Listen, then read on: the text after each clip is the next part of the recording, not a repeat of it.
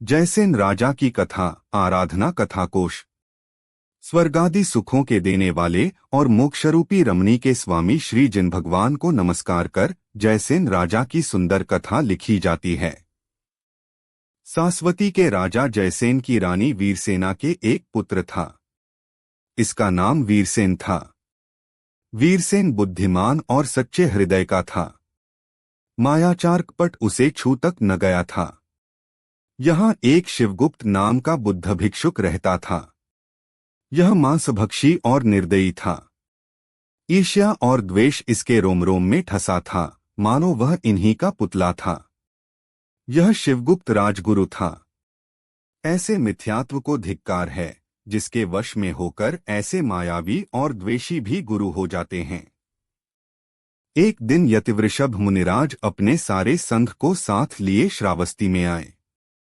राजा यद्यपि बुद्ध धर्म को मानने वाला था, तथापि जब उसने और लोगों को मुनिदर्शन के लिए जाते देखा तो वह भी गया।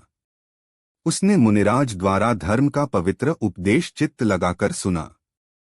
उपदेश उसे बहुत पसंद आया। उसने मुनिराज से प्रार्थना कर श्रावकों के व्रत लिए। जैन धर्म पर अब उसकी दिनोंदिन श्रद्धा बढ़ती ही गई। उसने अपने सारे राज्य भर में कोई ऐसा स्थान न रहने दिया जहां जिन मंदिर न हो। प्रत्येक शहर, प्रत्येक गांव में उसने जिन मंदिर बनवा दिए।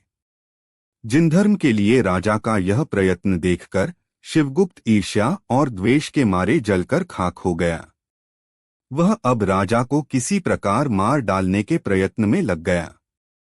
और एक दिन खास इसी काम के लिए वह पृथ्वीपुरी गया और वहां के बुद्ध धर्म के अनुयायी राजा सुमति को उसने जयसेन के जैन धर्म धारण करने और जगह जगह जिन मंदिरों के बनवाने आदि का सब हाल कह सुनाया। यह सुनकर सुमति ने जयसेन को एक पत्र लिखा। तुमने बुद्ध धर्म छोड़कर जो जैन धर्म ग्रहण किया, यह बहुत बुरा किया है। तुम्हें उचित है कि तुम पुनः बुद्ध धर्म स्वीकार कर लो। इसके उत्तर में जयसेन ने लिख भेजा, मेरा विश्वास है, निश्चय है कि जैन धर्म ही संसार में एक ऐसा सर्वोच्च धर्म है जो जीव मात्र का हित करने वाला है। जिस धर्म में जीवों का मांस खाया जाता है या जिनमें धर्म के नाम पर हिंसा वगैरह महापाप बड़ी खुशी के साथ किए जाते हैं, वे धर्म नहीं हो सकते। धर्म का अर्थ है जो संसार के दुखों से छुड़ाकर उत्तम सुख में रखे। सो यह बात सिवाय जैन धर्म के और किसी धर्म में नहीं है। इसलिए इसे छोड़कर और सब धर्म अशुभ बंध के कारण हैं। सच है, जिसने जैन धर्म का सच्चा स्वरूप जान लिया, वह क्या फिर किसी से डिगाया जा सकता है? नहीं। प्रचंड से प्रचंड हवा भी क्यों न चले, पर क्या वह मेरु को हिला देगी? नहीं। जयसेन के इस दृढ़ विश्वास को देखकर सुमति को बड़ा गुस्सा आया। तब उसने 2 आदमियों को सावस्ती भेजा कि वे जयसेन की हत्या कर आए। वे दोनों आकर कुछ समय तक सावस्ती में ठहरे और जयसेन को मार डालने की खोज में लगे रहे, पर उन्हें ऐसा कोई अवसर ही न मिला जिससे वे जयसेन को मार सकें। तब लाचार होकर वे वापस पृथ्वीपुरी आए और उन्होंने सब हाल राजा को कह सुनाया। इससे सुमति का क्रोध और भी बढ़ गया। तब उसने अपने सभी नौकरों को इकट्ठा कर कहा, क्या कोई मेरे आदमियों में ऐसा भी हिम्मत वाला बहादुर है जो सावस्ती जाकर किसी तरह जयसेन को मार आए? उनमें से एक हिमारक नामक दुष्ट ने कहा, हाँ महाराज, मैं इस काम को कर सकता हूँ, आप मुझे आज्ञा दें। इसके बाद ही वह राजाज्ञा पाकर सावस्ती आया और यतिवृषभ मुनिराज के पास मायाचार से जिन दीक्षा लेकर मुनि हो गया।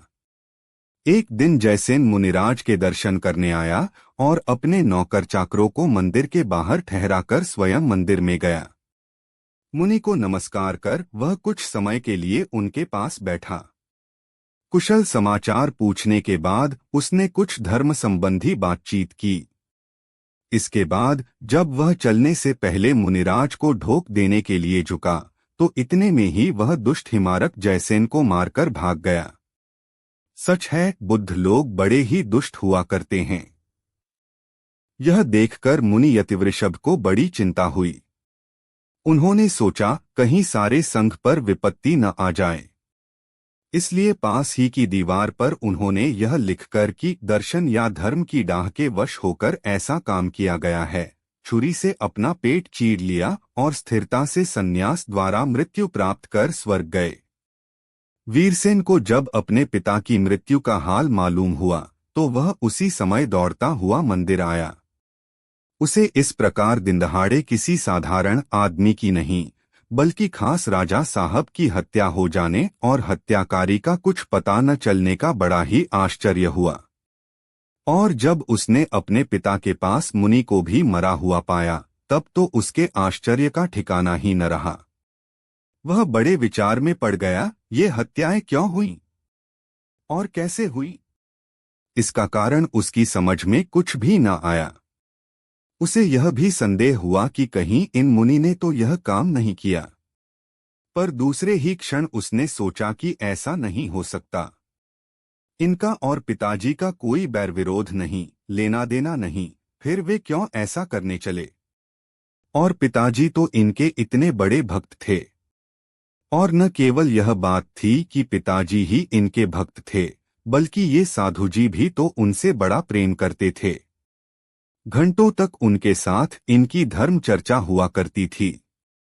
फिर इस संदेह को जगह नहीं रहती कि एक निष्प्रिय और शांत योगी द्वारा यह अनर्थ घड़ा जा सकता है। तब हुआ क्या? बेचारा वीरसेन बड़ी कठिन समस्या में फंस गया। वह इस प्रकार चिंतातुर होकर कुछ सोच विचार ही रहा था कि उसकी नजर सामने की दीवार पर जा पड़ी। उस पर यह लिखा हुआ था, दर्शन या धर्म की डाह के वश होकर ऐसा हुआ है। यह देखते ही उसकी समझ में उसी समय सब बातें स्पष्ट हो गईं। उसके मन का अब रहा संदेह भी दूर हो गया। उसकी अब मुनिराज पर अत्यंत श्रद्धा हो गई। उसने मुनिराज के धैर्य और सहनशीलता की बड़ी प्रशंसा की। जिनका दुष्ट स्वभाव है, जिनसे दूसरों के धर्म का अभ्युदय और उन्नति नहीं सही जाती, ऐसे लोग जिन धर्म सरीखे पवित्र धर्म पर चाहे कितना ही दोष क्यों न लगाए, पर जिन धर्म तो बादलों से न ढके हुए सूरज की तरह सदा ही निर्दोष रहता है। जिस धर्म को चारों प्रकार के देव, विद्याधर, चक्रवर्ती, राजा महाराजा आदि सभी महापुरुष भक्ति से पूजते और मानते हैं, जो संसार के दुखों का नाश कर स्वर्ग और मोक्ष देने वाला है, सुख का स्थान है, संसार के जीव मात्र का हित करने वाला है और जिसका उपदेश सर्वज्ञ भगवान ने किया है, वह धर्म, वह आत्मा ही एक खास शक्ति मुझे प्राप्त कर मोक्ष सुख दे। आराधना कथा कोश से 81वीं जयसेन राजा की कथा पूर्ण हुई। जिनवाणी माता की जय।